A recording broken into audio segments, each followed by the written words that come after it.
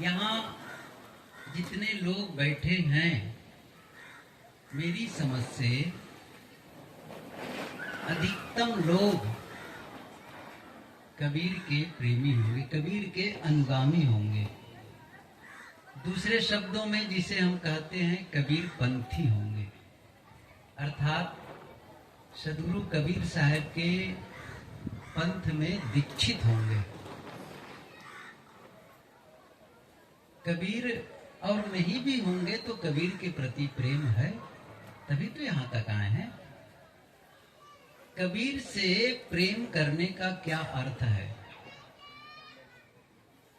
कबीर से हम कबीर के प्रेमी हैं, इसका क्या मतलब निकलता है? क्या कबीर की एक मूर्ति बना लें और उसकी पूजा करें तो ये माना जाएगा कि हम कबीर प्रेमी हैं? या फिर कबीर का चित्र कागज में छपवा करके उसको फ्रेमिंग करा करके फिर उसकी पूजा शुरू करें और माने कि हम कबीर के प्रेमी हैं? क्या कबीर साहब जी यही शाम बताते थे कि उनकी मूर्ति की पूजा करो?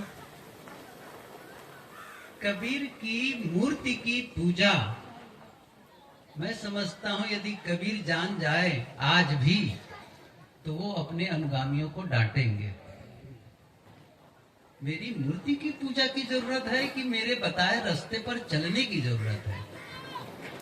और जब हम पत्थर की मूर्ति बनाकर स्थापित कर लेते हैं और जब उसकी पूजा करते हैं और बाद में फिर मंच पर जाकर क्या बोलते हैं?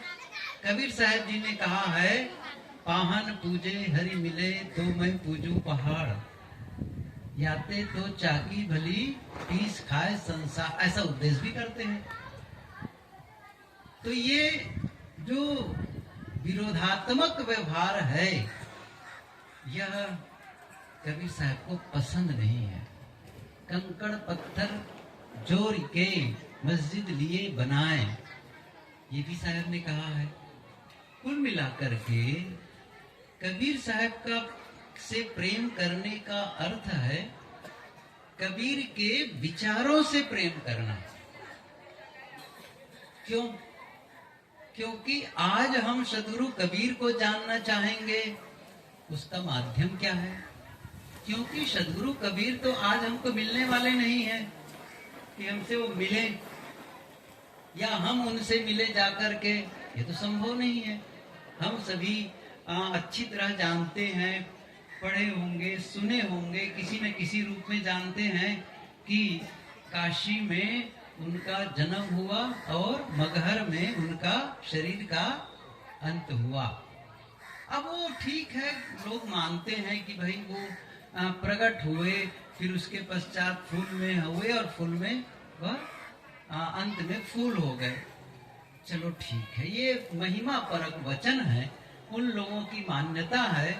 लेकिन आज या भविष्य में या अतीत में कभी ऐसा उदाहरण नहीं मिलता है कि शरीर किसी फूल में आकाश से आए और अंत में फूल हो जाए। वो आपके यही तो है ना, सीतामढ़ी मिथिला क्षेत्र तो है ना, ये इसी मिथिला क्षेत्र की तो बात है, कोई दूर की बात तो है नहीं है। माँ सीता के विषय में ये बात आती है। अच्छा, वो कहाँ किसकी है, किसकी बेटी है? सभी जानते राजा जनक की बेटी है नहीं है। वो जमीन से वो हल चला रहे थे यज्ञ भूमि के शोधन के लिए, और हल में जो चलाने के बाद में जो नाली बनती है ना, उसे ही सीता कहते हैं वैदिक भाषा में। और वहीं एक उनको कलश मिला। अब उसी में वह बिटिया छोटी सी थी, नवजात शिशु के रूप में सीता मिली और उसको पालने पोसने लग गए। तो सीता धरती से पैदा हुई और अंत में नैमिषारण्य में क्या हुआ? फिर से धरती में। ये सब महिमा की बात है। अब वो धरती में, धरती से भाई बीज बो दो तो पैदा हो जाता है कोई पौधा, बीज बो दो कोई तो पौधा तो हो जाता है। लेकिन वहां से आदमी निकले, बच्चा निकले, ऐसा तो हुआ नहीं आज तक के। लेकिन महापुरुषों के प्रति जब कोई प्रमाण नहीं मिलता है मुख्य रूप से, तब किसी न किसी रूप में दंत कथा ये तो गड़बड़ आपके माइक में थोड़ा सा लूज है। एक ठन स्क्रू ड्राइवर रखे बेटा, दस दो ना थोड़ा से आप लिए तो यहाँ पर थोड़ा टाइट करो, यहाँ से बार बार ढीला हो रहा है। हाँ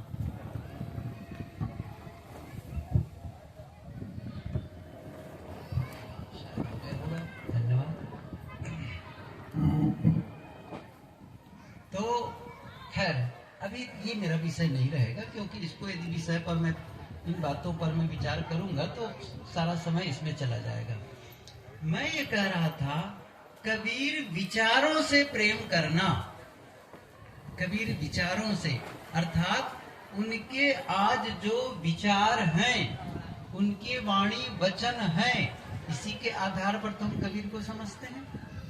तो कबीर से प्रेम करने का मतलब है उनके विचारों से प्रेम करना, उनके संदेशों से प्रेम करना। और प्रेम करने का मतलब ये होता है जिससे हम प्रेम करते हैं फिर उसके अनुसार हमारा जीवन होने लग जाता है। जिन मित्रों के साथ ज्यादा आप बातचीत करते हैं, उठते बैठते हैं, रहते हैं, फिर उनका बोलने का ढंग आपके जीवन में आने लगता है, उनका करने धरने का जीवन आने लगता है। जो आदमी शराबी के साथ उठेगा बैठेगा मित्र बनाएगा, 4 साल के बाद क्या होगा? वो खुद शराबी हो जाएगा ना। मित्र का प्रभाव आ जाता है, क्योंकि उनसे प्रेम है तो उनका स्वभाव भी आप में उतरने लगता है। तो कबीर के विचारों से जब प्रेम करते हैं, इसका मतलब है कबीर के विचार आपके जीवन में समाने लग जाएंगे। आपका जीवन उनके विचारों के अनुसार ढलने लग जाएगा। अच्छा, नहीं ढल रहा है, इसका मतलब आप कबीर से प्रेम नहीं कर रहे हैं। सीधी सी बात है। यदि कबीर साहब जी ने कहा है, ऐसी वाणी बोलिए मन का आपा खोए, औरन को शीतल करे आपुई शीतल होए। अब ये जो वाणी हमने बचपने से पढ़ी सुनी, अब क्या होना चाहिए? यह हमारे जीवन का हिस्सा हो जाए। अब हमारे वाणी में इस प्रकार हम परिवर्तन कर लें, ऐसा हम अपनी ऐसी आदत बना लें कि हम भी जब बोले तब क्या ध्यान रखें, ऐसी बात बोले जो अपने को भी अच्छा लगे और दूसरों को भी अच्छा लगे। ये करके हम क्या बनेंगे? चाहे आप दीक्षा न भी लिए हो, लेकिन कबीर के विचार का आप प्रेमी हो गए। वो कबीर आपके भीतर विचारों के माध्यम से समा गए। सीधी सी बात है। अभी आप पूर्व वक्ता से सुन भी रहे थे, कबीर के संबंध कुछ बातें थी। मैं थोड़ी बातें कहूंगा, ज्यादा नहीं, अलग विषय पर थोड़ी सी चर्चा करूंगा। 2-3 बातें हैं जिनको यदि हम समझ लेते हैं तो बहुत कुछ बातें स्पष्ट हो जाती हैं दर्शन के क्षेत्र में भी। जैसे पहली बात मैं बताऊं, क्या है वह? आत्मा से अलग परमात्मा, 2 प्रकार की विचारधारा है। इसे पूरे मानव समाज में कह लो। कुछ लोग मानते हैं कि आत्मा से अलग कोई परमात्मा है। अब कहाँ है, इस पर चर्चा करो तो बहुत बातें होती है। कुछ लोग कहेंगे कण कण में है, और ज्यादातर तो कहेंगे ऊपर है आकाश। ये ऊपर भी भ्रम है, ऊपर कुछ नहीं है, ऊपर नीचे कुछ नहीं है। किसके लिए ऊपर, किसके? आप यहाँ भूगोल के विद्यार्थी बैठे होंगे, समझ रहे हैं ना? भूगोल के विद्यार्थी बैठे होंगे। कल शायद मैंने थोड़ी सी चर्चा की थी। आकाश में सूर्य है, आकाश में चंद्रमा है, इसी आकाश में पृथ्वी है, और तमाम ग्रह नक्षत्र, और पूरा आकाश गंगा, ये पूरा निखिल विश्व सब आकाश में तैर रहे हैं। अब ये पृथ्वी जब घूमती है, सूर्य का चक्कर लगाती है, तो कौन सा ऊपर कौन सा नीचे? कुछ तो बताओ इस चीज को। मैं आपको एक उदाहरण बताऊं, आप समझ में आ जाएंगे। हम यहाँ से जब देखते हैं तो चंद्रमा कहाँ दिखता है? बताओ, चंद्रमा कहाँ दिखता है? ऊपर। ऊपर, सही है कि नहीं? अब आप क्या कहेंगे, हम नीचे हैं, चंद्रमा ऊपर है। आपको मैं बताना चाहूंगा, यदि आप चंद्रमा पर चले जाएं, अच्छा तो पृथ्वी कहां दिखेगी? आप पूछो मुझे, आप बताओ। जब आप चंद्रमा पर गए, नहीं चंद्रमा पर तो गए हैं ना, तो पक्का हो गया है। चंद्रमा पर जो खड़ा होगा उसको पृथ्वी कहां दिखाई देगी? नीचे। अब बताओ, यही तो बात है। अच्छा यहां से आप देखोगे नीचे की ओर तो चंद्रमा दिखेगा, वहां चंद्रमा पर खड़े होकर तो वहां पर भी जमीन दिखेगी, पृथ्वी ऊपर दिखेगी। ये आप थोड़ा सा विज्ञान जो भी समझा होगा ना वो समझ सकता है। देखो डॉक्टर साहब बैठे वो बता देंगे, मैं फिर भी इस पर विस्तार नहीं करूंगा, मेरा विषय नहीं है इस समय। मैं तो असल में पढ़ाई काल में थोड़ा विज्ञान का विद्यार्थी भी रहा। अच्छा नहीं भी रहा तो भी तो सहज ज्ञान से समझा जा सकता है। जब आप पृथ्वी पर खड़े होते हैं तो चंद्रमा आकाश में दिखाई देता है। ऐसे ही जब चंद्रमा पर खड़े हो जाएंगे तो पृथ्वी कहां दिखाई देगी? आकाश में। अच्छा तब ऊपर भगवान है कहने का क्या मतलब निकला फिर? आप समझ रहे हैं ना मैं क्या कहना चाहता हूं? ईश्वर कहो, परमात्मा कहो, वो कहीं बाहर नहीं है। कबीर साहब के अनुसार बता रहा हूं, और अपने अनुभव से भी आपको समझ में आ जाएगा कि कबीर साहब कहते हैं वो कण कण में नहीं है, वो घट घट में है। हृदय बसे तही राम न जाना, दिल मां खोज दिलई मां खोजो इह करीमा रामा। कस्तूरी कुंडल बसे मृग ढूंढे बन माई, ऐसे घट घट राम है दुनिया जानत नाई। शायद क्या कहते हैं, जिस परमात्मा को तुम बाहर ढूंढ रहे हो वो बाहर नहीं है, वो कहाँ है? सबके दिल में। और उनका वचन भी प्रसिद्ध है, मोको कहाँ, ये तो महेंद्र साहब ज्यादा बताएंगे। पानी में मीन पियासी, ये पंक्ति प्रसिद्ध है कि नहीं है? मोको कहाँ ढूंढे बंदे मैं तो तेरे। इतनी सारी बातें कबीर साहब जी ने इतने संदेश दे दिए हैं और इनको इतने पोर पोर खोल करके रख दिए, रेशा रेशा बता दिए हैं। इसके बावजूद लोग ढूंढे चले जा रहे हैं परमात्मा कहीं है। कहाँ ढूंढ रहे हैं वो सुन लो साहब की पंक्ति में, कोई मथुरा कोई काशी, है कि नहीं है? आत्म ज्ञान बिना नर भटके, कोई मथुरा कोई काशी। कितनी अच्छी बात कहते हैं, ढूंढे चले जा रहे हैं। बाहर ढूंढ करके आप परमात्मा नहीं पा सकते, एक बात। दूसरी बात, देवी और देवता, क्या कहते हैं लोग, कहाँ है देवी देवता?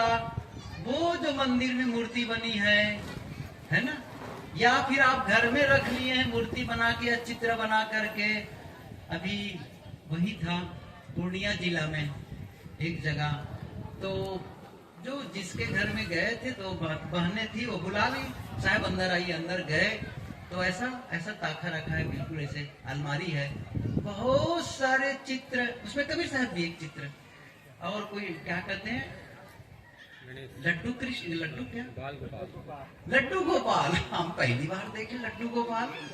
अच्छा, लड्डू से तो प्रसिद्धि थी कि गणेश जी लड्डू खाते हैं, अब तो गोपाल को भी लड्डू गोपाल बनाए, वही सब रखे थे ऐसे झूला टाइप का, कि सब पे सबको पूजा करते हो एक साथ सबकी। तो हमारे साथी ने कहा आपस में लड़ाई नहीं करते आप लोग? सबको एक साथ रख देते हैं तो लड़ाई नहीं करते हैं। अब क्या होता है, सबकी पूजा क्यों करते हैं बताऊं?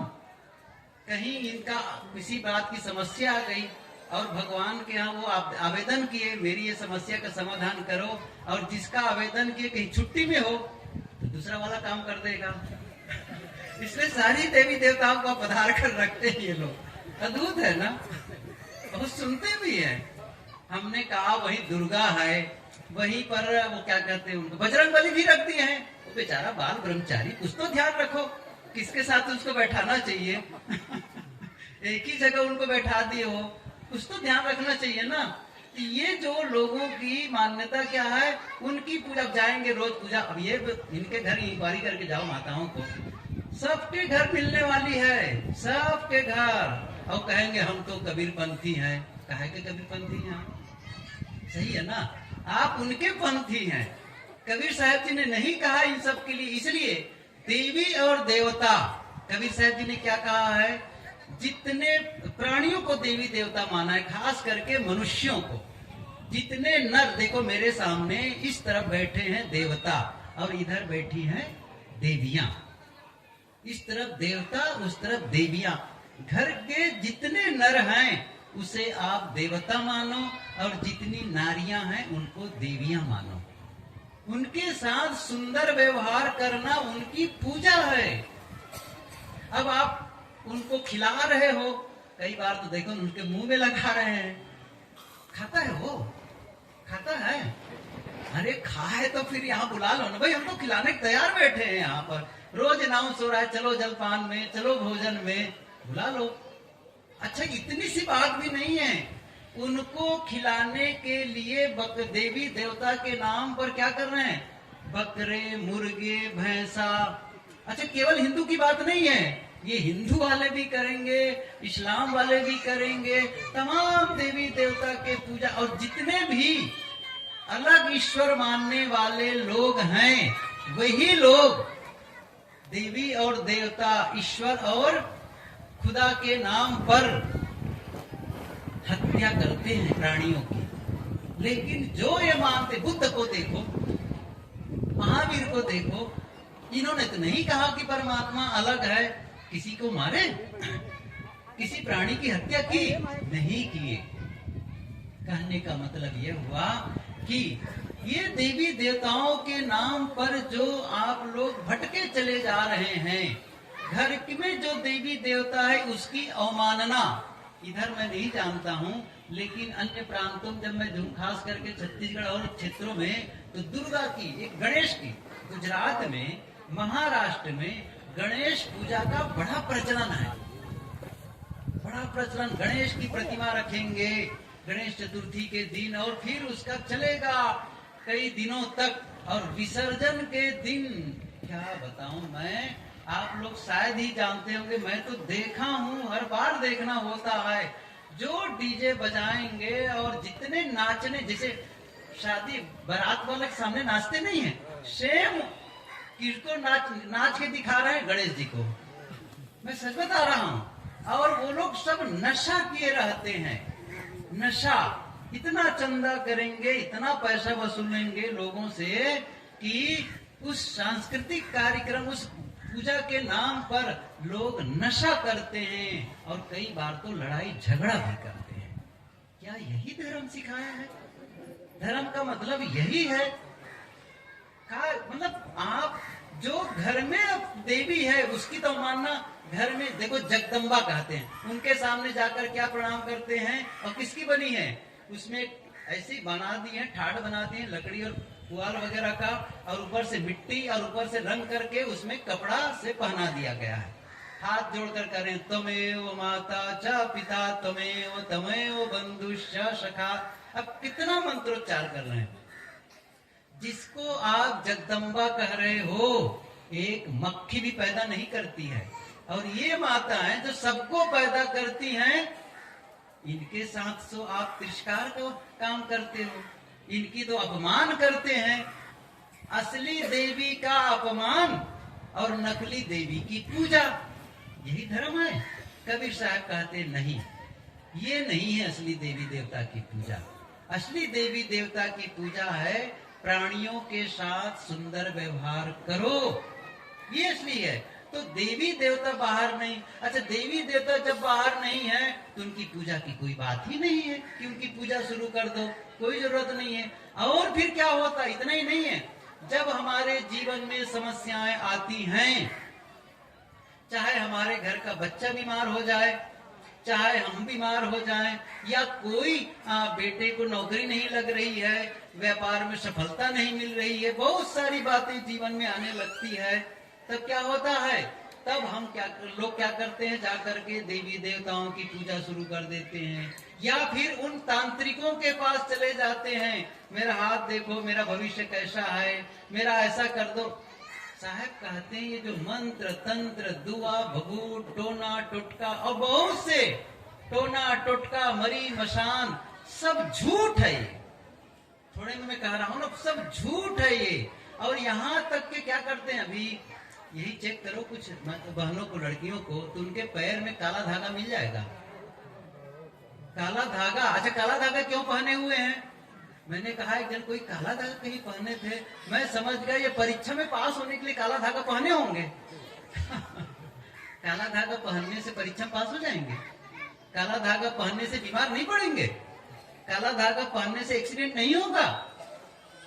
और यहाँ तक के गुल्ली ताबीज क्या यहाँ पहनेंगे, यहाँ पहनेंगे, कमर में बांधे रखेंगे, हाथ में अंगूठी पहन करके नग वो ग्रह को बांधे रखते हैं। कुछ तो समझो, इतना विज्ञान आगे बढ़ चुका है।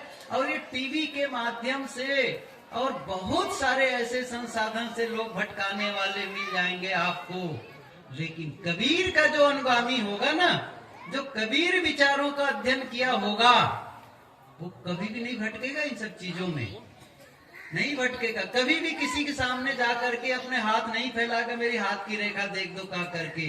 ये सब झूठी बातें हैं। ग्रह नक्षत्र मुहूर्त, शुभ मुहूर्त निकालने जाते हैं। कौन सा सब समय शुभ मुहूर्त है? हमारे गुरुदेव सदगुरु विलास साहब जी कहा करते थे, हर घड़ी शुभ घड़ी। हर घड़ी, ये याद कर लो, हर घड़ी शुभ घड़ी है। राम और सीता का विवाह हुआ तो जानते हो कबीर साहब जी ने बातें कही है, उसमें है कर्म गति है, उसमें आया है, आपन कर्म न मेटो जाई, कर्म का लिखा मिटाए दो कैसे जो यु कोटि सिराई। गुरु वशिष्ठ मिली लगन सुधायो, सूर्य मंत्र के दीना, जो सीता रघुनाथ विवाही पलक संचन कीना। सदगुरु कबीर क्या कहते हैं? विश्वामित्र, वशिष्ठ और सतानंद जो राजा जनक के पुरोहित थे, ये तीनों मिलकर के मुहूर्त निकाले थे शादी का, लगन पढ़े थे। शादी के बाद में राम और सीता सुख से रहे? बताओ मुझे, सुख से रहे? थोड़े ही दिन तो गए अयोध्या, उसके बाद वनवास हो गए। आज गद्दी की चर्चा और कल वनवास की बात आ गई। वहां जाकर के रहना चाहे तो रावण उसको हर करके ले गए। कितनी समस्याएं आई। अच्छा उसके बाद जब वापस आए लंका से, तब देखो सीता गर्भवती है। अब क्या कहते हैं? इसको जंगल निकालो। राम क्या कहते हैं? जंगल निकालो। कितना दुख आया बताओ। क्या मुहूर्त काम आया? वो जो सौदे थे काम आया? कोई काम आने वाला नहीं है। असली चीज क्या है? अपने कर्मों का फल, जिन्हें आप भगवान कहते हैं, उन्हें भी भोगना पड़ा है। आप सबको भी अपने कर्मों का फल भोगना पड़ेगा। पूजा पाठ करके आप कर्मों के फल से छुट्टी नहीं पा सकते, इस बात को समझें। आप पाप कर लें, पाप करने का मतलब चाहे आप किसी का नुकसान कर दें, चाहे किसी की चोरी कर लें, चाहे किसी की हिंसा कर दें, कोई भी, चाहे कोई विचार कर ले, कोई भी अनाचार का काम करे और उसके पश्चात कहे मैं अब मंदिर जाकर के पूजा कर लूं, क्योंकि जो मेरे से पाप हुआ है उससे मुझे छुटकारा मिल जाए, मेरा पाप धुल जाए। इसीलिए गंगा गए थे लोग नहाने के लिए, अभी हर बार जाते हैं। समझ रहे हैं मैं क्या कह रहा हूँ? क्या कहते हैं? गंगा, मैं तो बता रहा हूँ, अभी अपना कैंप लगा था, महीना भर हम रहे वही कैंप में अपने प्रयागराज के कुंभ मेला में हम लोग थे, और ऐसी भीड़ बैठी रहती थी। मैंने पूछा लोगों से, सत्संग में जो बैठते थे, आप लोग गंगा नहाने आए हैं? हाँ गंगा नहाने आए। अच्छा गंगा नहाने क्यों आए हैं? तो क्या कहते हैं? गंगा में पाप धुलता है, इसीलिए तो आए हैं। और लिखा भी रहता है गंगे तो दर्शनाथ मुक्ति, और लिखा रहता है गंगा में पाप धो मैल मत धो। तो गंगा में पाप धुल जाता है। फिर लोगों से पूछा, आप लोगों से पूछ लेता हूँ, बताना, माताएं भी बता सकती हैं, पाप तन में है कि मन में है? बताओ, पाप तन में है कि मन में है? कहाँ है? अब तो समझिए मन में है। अच्छा गंगा नहाने से तन की धुलाई होती है कि मन की धुलाई होती है? जोर से बोलो समझ में आ जाए। तन की धुलाई होती है। पाप धुलेगा? पाप नहीं धुलेगा गंगा नहाने से। और इसीलिए हमारे संत लोग गाते हैं, ज्ञान गंगा नहा लो प्यारे मना, पाप दिल का छुड़ा लो। इस ज्ञान की गंगा में स्नान करोगे तो फिर मन का पाप। देखो जैसे संत लोग बोलते हैं, जब संत लोग बोलते हैं तो जो विचार जाता है वो कहाँ जाता है? कान के माध्यम से कहाँ गया? भीतर गया। और जब भीतर गया तो अंदर में जो पाप है ना उसकी उसने झाड़ू लगाकर साफ कर दिया। आप समझ रहे मैं क्या कहना चाहता हूँ? इसका मतलब है अंदर में विचार क्या गया? पाप कर्म छोड़ने से पाप कटेगा, पूजा से नहीं कटने वाला है। मैं एक कहानी सुना छोटी सी। एक घर था। ये आप लोग सुन रहे हैं कि बातचीत कर रहे हैं? मैं बंद कर दूं क्या? देरी मुझे लग रहा है, मैं बंद कर ही देता हूँ। बोलिए सदगुरु देव की। आप लोगों माती साउंड बॉक्स के पास जो बहनें बैठी हैं, हाँ, इन्हें से कहा जा रहा है शांति बनाए रखें। बोलो सदगुरु देव की। बहुत कम समय बाकी, देखो तैयारी हो गई है। मुझे कह रहे हैं बंद करो बंद करो बंद करो, अब मैं करने ही वाला हूँ। मैं क्या कह रहा हूँ, एक कहानी सुन लो। एक घर था तो उसमें घर में ही बताया ना, भी घर में ही मंदिर बना करके रखे थे। और पति पत्नी दोनों रोज भगवान की पूजा करते थे हाथ जोड़ करके। उसका छोटा बच्चा, वो छोटा था, वो एक दिन अपनी मम्मी से पूछता है, मम्मी भगवान की पूजा क्यों करती हो? ये बच्चों का प्रश्न होता है ना, भगवान की पूजा क्यों करती हो?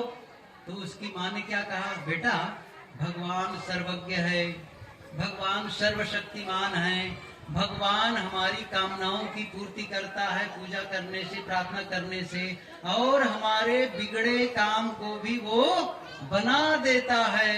बिगड़ी बनाने वाले कहते ना, बिगड़ी बनाने वाले, वो सब हमारे बिगड़े काम को बना देते हैं। अब उस जो छोटा सा बच्चा था उसके मन में क्या समा गया, भगवान बिगड़े काम को बना देता है। अब अगले दिन सुबह से वो भी प्रार्थना में जुट गया, भगवान के सामने, वो मंदिर के सामने प्रार्थना किया करता था। 2 दिन, 1 दिन 2 दिन बीता। उसकी मम्मी ने पूछा, बेटा अच्छा तुम भगवान के सामने हाथ जोड़कर क्यों प्रार्थना करते हो? तुम्हें क्या मांगना है भगवान से? कि मम्मी आप ही ने तो कहा था कि भगवान बिगड़े काम को बना देता है। हाँ बना देता है। तो मम्मी क्या हुआ है, अभी पिछले सप्ताह में हमारे स्कूल में परीक्षा हुई, टेस्ट हुआ है, और प्रश्न क्या आया था, भारत की राजधानी कहाँ है? और मैंने गलती से लिख दिया पटना। अब भगवान से प्रार्थना कर रहा हूँ, हे भगवान पटना काट के दिल्ली बना दो, हे भगवान पटना काट के दिल्ली बना दो। अच्छा बना पाएगा कि नहीं भगवान? बताओ, नहीं बनाएगा। जब पटना काट के दिल्ली नहीं बना सकता है तो आपके पाप को काट करके पुण्य में बदल देगा? इतनी तो दिमाग की खिड़की खोलो। और वहां जाएंगे धर्म के क्षेत्र में, दिमाग में लकवा मार देता है। समझा भाई? कुछ तो समझो इसको। गंगा में नहाने से पाप कटेगा, माला जपने से पाप कटेगा। और ये बहुत, मैं गलती आप लोगों की नहीं बताता हूँ, गलती है धार्मिक लोगों की। सच बताऊं ना, ये जितने धार्मिक नेता है ना, लोगों को भटकाने के लिए बैठे हैं। सबकी बात नहीं है, बहुत अच्छे संत हैं इस दुनिया में, मैं उनको नमन करता हूँ, जो अच्छे पद पर ले भी जा रहे हैं लोगों को। विभिन्न, मैं केवल कबीर पंथ की बात नहीं कर रहा हूँ, मैं कबीर पंथ के अलावा भी विभिन्न संप्रदायों में सच्चे और हितैषी संतों की कोई कमी नहीं है। वे संत मानव हित के लिए काम कर रहे हैं, लेकिन उन्हीं लोगों के बीच में ऐसे बहुत से लोग हैं, साधु वेशधारी धार्मिक, जो लबादा ओढ़े हुए हैं, लोगों को भटकाने के लिए ही वो काम करते हैं। और ऐसे भटकाने वालों के बीच जाकर के आप भटकते रहते हैं। मैं कहता हूँ क्यों भटकते हैं, मैं बता देता हूँ आप लोगों को साफ साफ। इसलिए आप भटकते हैं क्योंकि कबीर साहब जी के विचारों को पढ़ते ही नहीं है। सच बताऊं तो जब आप कबीर साहब जी के खरे ज्ञान को समझ लेंगे, भटकने का चांस ही खत्म हो जाएगा। कोई पूजा पाठ से जीवन बदलता है? मैं पूछूं आप सबों से, पूजा पाठ से, मैं कल ही तो बता रहा था कि 4 बार जो 4 धाम करके आया था, मैं देखा उनको 4 बार ना 4 धाम, खैनी खाना नहीं छोड़ा था। सही बता रहा हूं, खैनी खाना नहीं छोड़ा था। 4 बार 4 धाम करके आकर के लौट करके गुरुदेव जी कहते थे चारों धाम करके आते हैं और अपने भैंस को खोल करके दूसरे के खेत में चराने चले जाते हैं। क्या मतलब है इस चारों धाम करने से? क्या मतलब है गंगा नहाने से? अरे घर ही बहुत बढ़िया है। अब मैंने कहा ना, कल कहा था सर, मन वाणी कर्मों की पवित्रता। ध्यान दो, पूजा क्या है?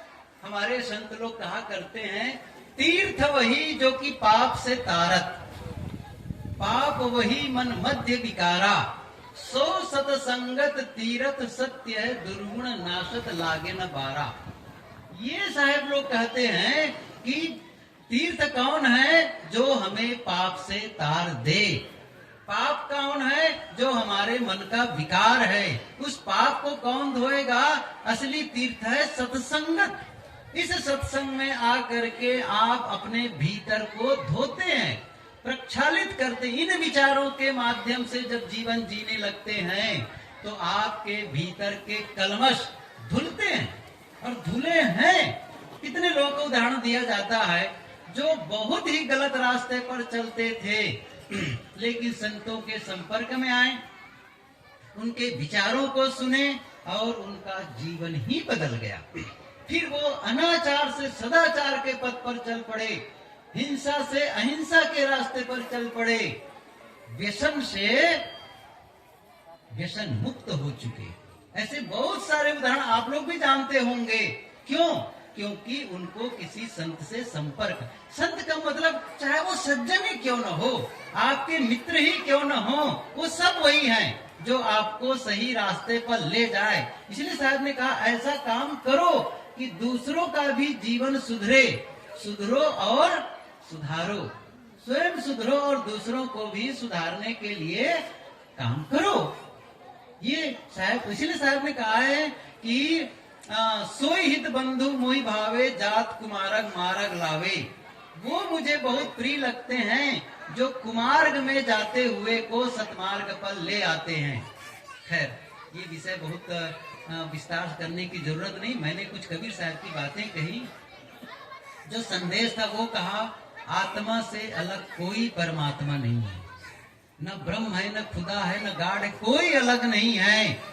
और देवी देवता प्राणियों में है, खास करके मनुष्यों में है। आपके घर में वो देवी देवता हैं जो प्राणियों के रूप में है, नर, चाहे आपके वो पत्नी के रूप में, पति के रूप में, सास के रूप में, बहू के रूप में, पुत्र के रूप में, पुत्री के रूप में, भाई के रूप में, बहन, ये सब जितने हैं ना घर के सदस्य, वो सब देवी देवता है। उनके साथ सुंदर व्यवहार करो, और ऐसा करते हैं तो मानो आप देवी देवता की पूजा कर रहे हैं। कभी भी टोना टोटका, भूत प्रेत, ये सब भ्रम है। भूत प्रेत, टोना टोटका, मरी मशान, कभी भी उलझो मत। कभी भी पूजा पाठ के चक्कर में मत पड़ो। पूजा करो बड़ों की। कबीर साहब जी ने कहा है कि संत महंतो सुमिरो सोई, जो काल फांस से बाचा हुई।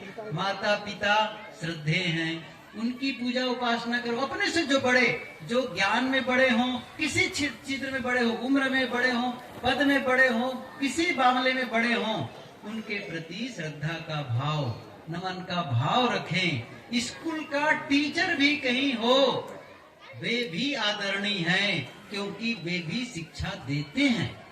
कोई भी, मैं कहता हूँ, यदि कहीं पद में जानकारी, एक डॉक्टर भी हो मान लो, तो डॉक्टर भी तो हमारे हितैषी है और हमारे से, हमसे कुछ कई मामलों में अच्छा जानते हैं, हमारे शरीर के विषय में ज्यादा जानते हैं, तो हमारे लिए आदरणीय है। सीधी सी बात है। किसी भी एक ऑफिस में चले गए, चाहे वो तहसीलदार बैठे हो, कलेक्टर बैठे हो, कुछ तो हमसे श्रेष्ठ है भाई, तभी तो हम उनके पास जा रहे हैं, तो उनको सम्मान मिलना चाहिए। खास बात है, आप सम्मान करना तब सीख पाएंगे जब वो घर से ही शुरू करें। और आप लोगों से निवेदन है, ये काम आप अपने बच्चों को सिखाना शुरू कर दो। अपने बच्चों को सही संस्कार देना शुरू कर दो। मेरा आज विषय नहीं रहा कि मैं परिवार के रिश्तों को मधुर बनाने के लिए कहूँ, लेकिन शायद कभी कहा रहा होगा। वैसे कुछ न कुछ मैं कह ही रहा हूँ इस संबंध में कि आपस के रिश्तों में मधुरता लाओ। हमेशा ध्यान, कबीर साहब जी ने आत्मज्ञान की बातें नहीं की है। उन्होंने क्या कहा है ढाई आखर प्रेम का पढ़े सो पंडित होय। अर्थात वो आत्मा का संदेश देते हैं और साथ साथ प्रेम का भी संदेश देते हैं। आपस में प्रेम और विश्वास जब होगा तब रिश्तों में मधुरता आएगी। इसलिए आपस के रिश्तों को महत्वपूर्ण है, उसको समझो। वस्तु का महत्व नहीं है। हमारे गुरुदेव जी कहा करते थे, धन धन नहीं है, जन धन है। क्या कहा? धन धन नहीं है, जन धन है।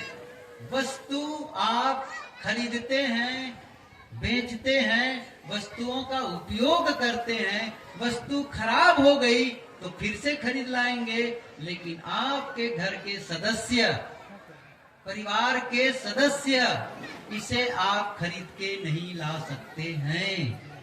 इसलिए इनका महत्व उन वस्तुओं से ज्यादा है। आप किसी को वस्तु के चलते, धन के चलते आप रिश्तों को मत बिगाड़ो।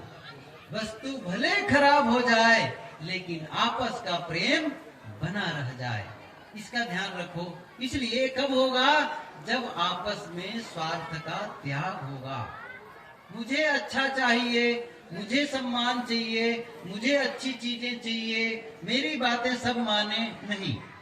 क्या प्रेम का मतलब होता है दूसरों के हित की चिंता, दूसरों के हित की चिंता। याद कर लो इसको। मतलब मैं क्या कहना चाहता हूं, पति ये चिंता करे कि मैं ऐसा कौन सा व्यवहार करूं जिससे मैं अपने जीवन साथी अर्थात पत्नी को अधिक से अधिक आराम दे सकूं, अधिक से अधिक प्रसन्न रख सकूं। ऐसे ही पत्नी चिंता कर रही है, मैं ऐसा कौन सा व्यवहार करूं, ऐसा कौन सा काम करूं जिससे मैं अपने पति को अधिक से अधिक आराम दे सकूं, अधिक से अधिक प्रसन्नता दे सकूं, खुश रख सकूं। देखिए, चिंता, पत्नी चिंता कर रही है पति के लिए, पति चिंता कर रहा है पत्नी के लिए, ऐसे ही सास चिंता कर रही है बहू के लिए, बहू चिंता कर रही है सास के लिए, भाई भाई एक दूसरे के भले के लिए सोच रहे हैं। वहां पर संघर्ष नहीं होगा। हम चाहेंगे मुझे अच्छा मिले, नहीं। घर में मान लो 3 साड़ी आ गई, 3 उसके पहनने वाली है, और घर लाने वाले ने क्या कहा, 2 साड़ी जो है वो 500 रुपये की है, उनके पास साड़ी नहीं थी, इसलिए एक दूसरी साड़ी है वो 750 रुपये की है। अब क्या होगा तीनों में? बताओ अब क्या होगा? वो 750 वाला किसको मिले? समझ रहे ना? मुझे मिले मुझे। अब प्रेम नहीं हो पाएगा, फिर लड़ाई शुरू हो जाएगी। कब हो जाएगा? मुझे नहीं, मुझे कम कीमत वाली दे दो, ज्यादा कीमत वाली आप पहन लो। और तीनों की तीनों वही कहने लग गए। देखो प्रेम कितना हो गया। यही तो महाभारत में ये क्या कहते हैं, रामायण और महाभारत में यही तो शिक्षा है। राम ने क्या कहा, ये गद्दी मेरी नहीं है। भरत ने क्या कहा, ये गद्दी मेरी नहीं है। प्रेम बना रहा। जैसे अयोध्या का राज फुटबॉल हो गया, उधर राम मार रहे हैं और उधर भरत मार रहे हैं, प्रेम बना रहा। और महाभारत में क्या हुआ, राज्य मुझे चाहिए, राज्य मुझे चाहिए, और 18 दिन में सब काट डाले गाजर मूली की तरह। कितने लोग मारे गए, कितना नुकसान हुआ हमारे देश का। यदि आप भी परिवार में सुंदर प्रेम चाहते हैं तो ध्यान रखो कि आपस का प्रेम बना रहे, विश्वास बना रहे। केवल धन का ही महत्व नहीं, धन का भी महत्व है, ऐसा नहीं कि धन का महत्व नहीं है, लेकिन धन से ज्यादा महत्व है जन का, अपनों का। अपनों के बारे में समझें, अपनों का महत्व है, अपनों के साथ सम्मान, एक दूसरे के प्रति सम्मान का भाव, आपस में एक दूसरे के प्रति सम्मान का भाव हो, आदर का भाव हो, तभी जाकर के आपस के रिश्तों में मधुरता आएगी। बहुत देर से आप लोग बैठे हुए हैं, सुन रहे हैं, और बहुत बहुत धन्यवाद हमारे साथी जयेंद्र जी, जो मुझे पता नहीं है वो कहाँ के कार्यक्रम में पहली बार मिले थे। जयेंद्र इधर सीतामढ़ी की तरफ, हाँ दरभंगा था, दरभंगा के पास में कोई कार्यक्रम था कि दरभंगा ही था शायद। हम लोग आए थे साहब जी के साथ में, इधर भ्रमण में कार्यक्रम था, तो ये कहीं से आ रहे थे उधर, सुबह सुबह यहीं से गए थे, डब्बा लेकर गए थे सौच निपटने के लिए, सुबह का मामला था। अब पता नहीं कौन से साल है, ख्याल भी नहीं है। तो अब मैं भी उधर टहलने गया था, लौटने लगे तभी मिल गए और कहते हैं कि साहब मैं भी चलूंगा आप लोगों के साथ। मैंने कहा कैसे चल रहे हम लोग के साथ? फिर मैंने कहा अच्छा तुम्हें जब भूख जाने की मन भी है तो चलो साहब के पास में। साहब जी पास ले गया, बातचीत हुई, तो ठीक है चल सकते हो। तो फिर साथ में गए, रहने लग गए हम लोग के साथ में। जैसे वहाँ की पढ़ाई लिखाई थी, जैसी वहाँ की व्यवस्था थी, रहने लग गए। और इस बीच में मैं श्री प्रेम साहब जी बुलाए थे, 3-4 साल पहले की बात होगी, आप लोग तो जानते हैं कितने साल पहले की बात है, 4 साल पहले की बात होगी। मैं आया था यहाँ, तो उनका बड़ा प्रेम था हम लोगों के लिए, तो साहब भी बड़ा प्रेम करते थे, बुलाते थे। लेकिन ऐसा कुछ एक कहना चाहिए, दुर्भाग्य कहो जो कहो, प्रारब्ध का अंत कहो, उनका शरीर नहीं रह गया। और ऐसी स्थिति में इस आश्रम को एक अच्छे साधक की, साथी लोग तो थे लेकिन जो सचमुच प्रशिक्षित हो, जानकार हो और सबके प्रति प्रेम बता सके, कर सके, तो जयेंद्र जी को फिर आमंत्रित किए, भाई आप यहाँ आओ, यहीं के आप शिष्य हैं। तो फिर बातचीत करके आप लोगों ने इनको बैठाया। और आप लोगों की महिमा है, आप लोगों की विशेषता है, जो इस प्रकार संतों के प्रति, इस आश्रम के प्रति निष्ठा है, आप लोगों की प्रेम है। लोग चाहते हैं यहाँ का विकास हो, यहाँ का। देखो ठेकेदार जी बता रहे थे कि इनको बुला लिए दिल्ली, वहां से भी कहने लगे साहब आओ कुछ आश्रम के लिए करो। और देख रहे हो आश्रम, पहले जब आया था तो जिस कमरे में था प्लास्टर नहीं हुआ था, इधर वाला नहीं हुआ था, प्लास्टर हो गया, रंग हो गया। अब क्या जरूरत है, संत रहें, साधना करें और भक्त लोग आए, संत लोग आए, सत्संग का प्रवाह बना रहे, तभी इसकी विशेषता है। भक्तों की कोई कमी नहीं होती है, बहुत कुछ कमी साधुओं की होती है। क्षमा करेंगे साधु लोग। मैं जानता हूँ कि संत लोग जब साधना छोड़ देते हैं, साधना छोड़कर कुछ दूसरा पथ अपना लेते हैं, तब भक्तों की श्रद्धा खत्म हो जाती है। यदि संत साधना पथ में चलते रहेंगे तो भक्त लोग आपके खाने की कमी नहीं होने देंगे, कपड़े की कमी नहीं होने देंगे, किसी बात की कमी नहीं होने देंगे। मैं यहाँ निवास कर रहे संतों से, अन्य संतों से भी निवेदन करता हूँ, आप साधना में मन लगाएं, स्वाध्याय में मन लगाएं। और ये जब करने लगेंगे ना, मुझे अनुभव है कि इतना देते हैं भक्त लोग। मैं तो सोचता हूँ इतना क्यों देते हैं, सचमुच मैं समझता हूँ इस चीज को, कितना लोगों का प्रेम, कितना हम नहीं, मत दो मुझे, मैं कितनी बार कहता हूँ ना दो मुझे, तो भी ला करके देते रहते हैं। देखो उनका प्रेम, तो भक्तों के प्रेम बहुत है, बस उस प्रेम को निभाना सीखना पड़ेगा।